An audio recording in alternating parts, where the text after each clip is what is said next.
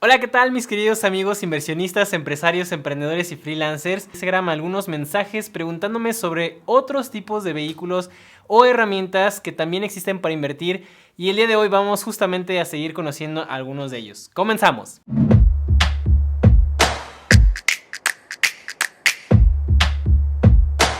Me da mucho gusto tenerlos de vuelta, mis queridos amigos. Si bien recuerdan, y si no se los dejo aquí arriba, en el video pasado hablamos acerca de qué es la bolsa de valores, qué son los índices, tracks, ETFs y las fibras. En este video vamos a hablar sobre otro mercado que forma parte del mercado de instrumentos financieros y es el de derivados. Lo primero que hay que saber para poder entender este mercado es saber que se le llaman derivados al grupo de instrumentos financieros que tienen como principal característica que su precio varía dependiendo de otro bien de referencia.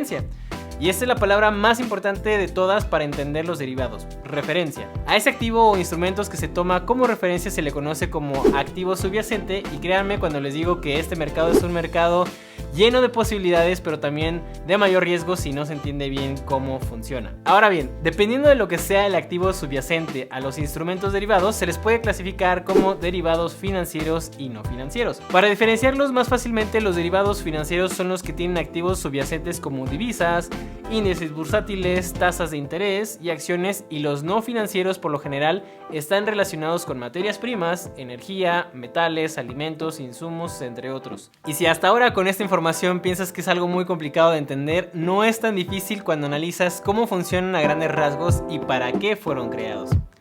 El objetivo más grande de los derivados cuando fueron creados era para que la gente pudiera administrar mejor los riesgos de la volatilidad, por ejemplo, y traer un poco más de certeza en el futuro. De hecho, el primer contrato que se creó para, por ejemplo, pactar un precio en el futuro fue en Chicago en 1973. De hecho, ese tipo de instrumentos se llaman futuros. Y vamos a poner un ejemplo para que sea más sencillo. Imagínate que tu tía te pide varios costales de maíz para hacer sus tamales desde hoy, pero el único problema es que las quiere hasta dentro de 6 meses, que es cuando cree que más se le vende. Tú, como te dedicas a producir el maíz para todas las señoras que venden tamales en tu colonia, sabes que se vienen meses de calor y es cuando menos venden los tamales. Entonces, haciendo un breve análisis, sabes que te cuesta $50 o $1,000 producir el costal, y actualmente todo el mundo te lo compra en $100 o $2,000.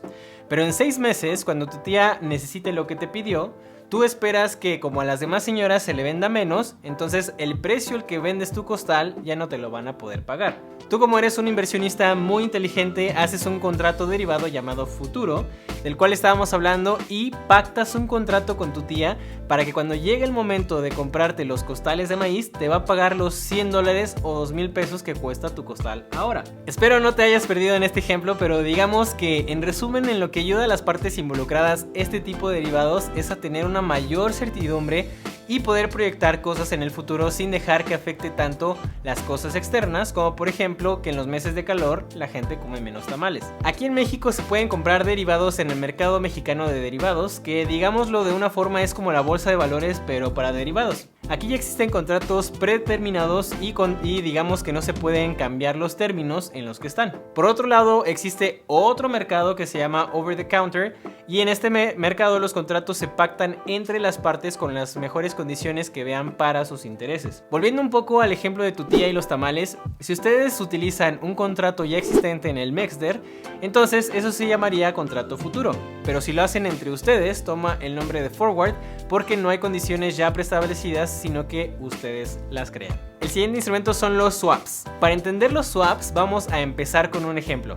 Imaginemos que tu tía, para poder aumentar su imperio de tamales, saca un crédito, pero al contratarlo no se dio cuenta de que la tasa de interés de ese crédito lo sacó a tasa variable, lo que significa que la tasa de interés puede subir o puede bajar. Entonces ella puede acercarse a alguna institución financiera para que se realice un cambio de tasa variable a tasa fija durante un tiempo determinado. A esto se le llama swap, y aunque hay muchos tipos de swap, básicamente son un cambio de una cosa a otra. De hecho, por ejemplo, este tipo de contratos derivados tuvo un papel muy importante para algunas personas en la caída del mercado inmobiliario en Estados Unidos en el 2008. Si no habías escuchado de la película de The Big Short, básicamente trata de que un personaje de la vida real, o sea que sí existe esta persona, el Dr. Michael Burry, encontró que muchos instrumentos respaldados por deudas hipotecarias estaban dejando de ser pagadas, por lo que los deudores lo que hacía que básicamente esos bonos fueran a valer cero. Es como si, por ejemplo, Banorte tomara a toda la gente que le debe dinero a través de sus deudas hipotecarias y las juntara todas en una bolsa.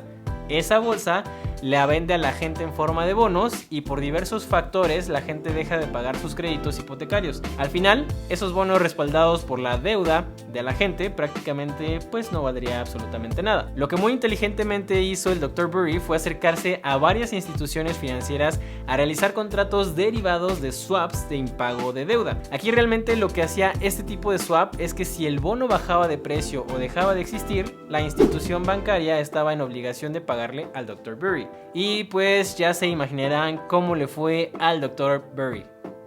Hay muchos tipos de swaps que se pueden realizar entre las partes, pero básicamente los más comunes son los de interés, como el que platicábamos antes. El siguiente instrumento son las opciones. Este es otro instrumento muy común dentro del mercado de derivados y son básicamente un contrato de compra-venta donde la persona que compra obtiene el derecho más no la obligación de comprar, las opciones call, o de vender, opciones put, un activo subyacente en un tiempo determinado a un precio determinado. Para ejemplificar este instrumento, por ejemplo, tu hermano está viendo el gran éxito que tiene tu tía con su imperio de tamales y cada vez vende más y más, tanto que incluso ya empezó a vender sus primeras acciones para poder tener más dinero para invertir en maquinaria y en otras cosas para hacer cada vez más tamales, y la empieza a vender cada acción en $100 o $2,000 pesos. El único problema es que tu hermano sabe que tu tía es medio mal administrando y le da miedo que algo le pueda pasar al negocio.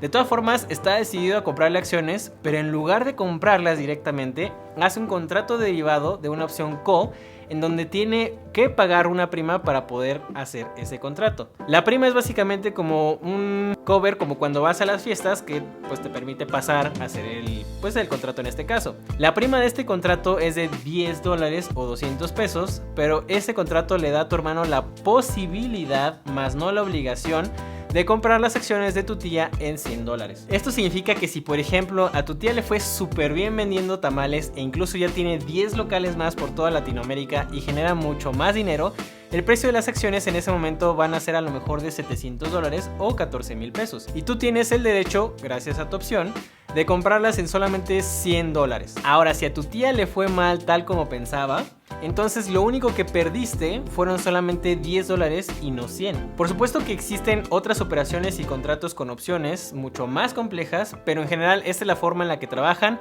y para la que sirven. El siguiente instrumento son los likes. El siguiente es el mejor instrumento que puedes adquirir, que es darle un super mega like a este video para que esta información te acompañe a ti y a otras personas a lo largo de tu vida, para que les puedas sacar mucho provecho y que me ayudes también a seguir haciendo contenido para ti. Y ya que estás por ahí, también valdría mucho la pena que le dieras ahí en suscribirte y darle click a la campana de notificaciones para que no se te vayan las oportunidades y te enteres de las cosas más rápido posible.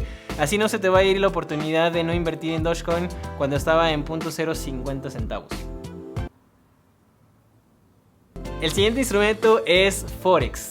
Dejando de lado los instrumentos derivados, existe también un mercado gigantesco que es el mercado de las divisas. El Forex es el intercambio libre de divisas y se llama Forex por sus siglas en inglés. A pesar de lo que se podría pensar, aquí no solo se trata de comprar y vender divisas, sino también se pueden intercambiar depósitos o documentos de cobro que estén en alguna institución financiera. Me parece que esta opción es bastante clara. Básicamente tú tienes dólares y quieres comprar yenes o viceversa, ya sea para ganar dinero en el cambio del precio obviamente, o porque a lo mejor tu empresa tiene operaciones en otro país. Lo que sí vale la pena mencionar es que existen instrumentos derivados como los que hemos visto que aplican también en el mercado de divisas, como por ejemplo los futuros o forwards, opciones y algunos otros. Ventas en corto. Vender en corto, imagínate que es como si tú quisieras vender algo que no tienes, se lo pides prestado a alguien más y prometes que después de un tiempo le vas a regresar lo que sea que le hayas pedido prestado. En este caso vamos a hablar de acciones. Entonces, el vender en corto significa que tú pides prestada una acción de la empresa que quieres vender.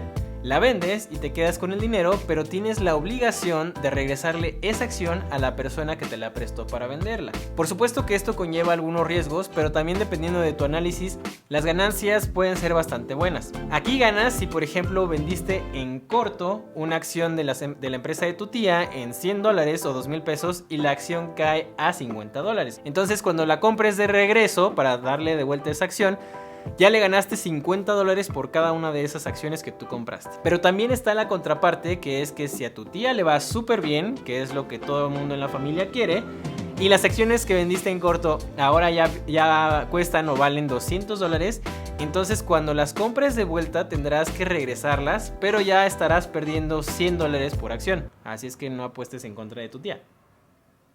De hecho, esto fue lo que pasó hace algunos meses con GameStop.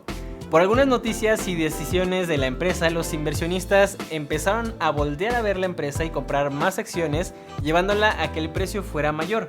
Con lo que algunos otros inversionistas como Melvin Capital no contaban era que algo así podría pasar, y ellos y otros inversionistas habían vendido muchas acciones en corto de GameStop. Entonces, como no querían perder tanto dinero, comenzaron a solicitar comprar acciones, lo que solo hizo que el precio de la acción se elevara aún más. Y a esto es lo que se le llama un short squeeze. Mucha gente, muchos fondos perdieron millones de dólares y muchos pequeños inversionistas hicieron muchísimo dinero. Entonces te reitero que esta información está allá afuera para ti y para que la puedas llevar a la práctica en tu vida. El objetivo de este canal desde hace 4 años que empecé con este proyecto siempre fue que todos podamos vivir una vida mucho más rica y sin complicaciones financieras que pues nos quitaban el sueño y demás. Por esta razón te invito a que investigues más y te empapes más de la información que quieras, porque de otra forma u otra manera te puede terminar perjudicando dependiendo de cómo lo manejes. Espero que te haya gustado mucho este video. Te recuerdo dejar un super mega like, suscribirte y darle click a la campana de notificaciones para que seas el primero y la primera en conocer más acerca de esta información. Mi nombre es Eric y esto fue Ericardo Te Platica. Nos vemos en la siguiente.